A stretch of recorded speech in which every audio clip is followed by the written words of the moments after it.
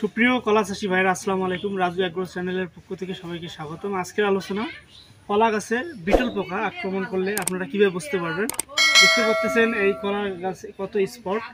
এই কলা গাছে স্পট হয়, আপনারা বাজারে যদি বিক্রি করতে চান এটা সেই রকম আপনারা দাম পাবেন না, কারণ একটা স্পট দেখতে খারাপ। কলাটা যদি পাকার পরও কলা যদি পচেও যায় এই স্পট কোনো ঠিক হবে না, আর দেখতে অনেকটা কেমন খারাপ দেখা যাচ্ছে।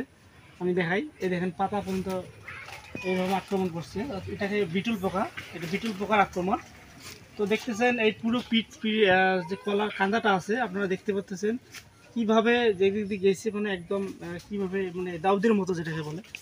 তো এর সমাধান হচ্ছে সিনজেন্টা কোম্পানির আপনারা একতারা প্রতি লিটার পানিতে 2 গ্রাম করে, আপনারা যদি 0.2 গ্রাম করে আপনারা যদি স্প্রে করেন তাহলে ইনশাল্লাহ এর সমাধান পাবেন।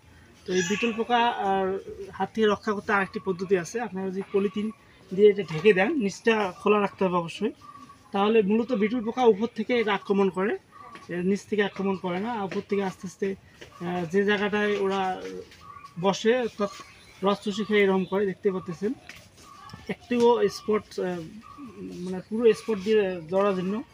আরও যদি দেখাই, এই যে একটা ফিরি, এই সবাই এরকম অবস্থা। তো আপনারা সিনজেন্টা কোম্পানির একতারা অথবা শপিকরণ দিয়ে আপনারা যদি স্প্রে করেন তাহলে সর্বোচ্চ রেজাল্ট আপনি পাবেন। তো আজকে যারা আমার চ্যানেল ভিডিওটা দেখতেছেন অবশ্যই সাবস্ক্রাইব করবেন, যারা অলরেডি সাবস্ক্রাইব করছেন তাদেরকে অসংখ্য ধন্যবাদ। আজকে আমি এখানে বিদায় নিচ্ছি। আল্লাহ হাফেজ।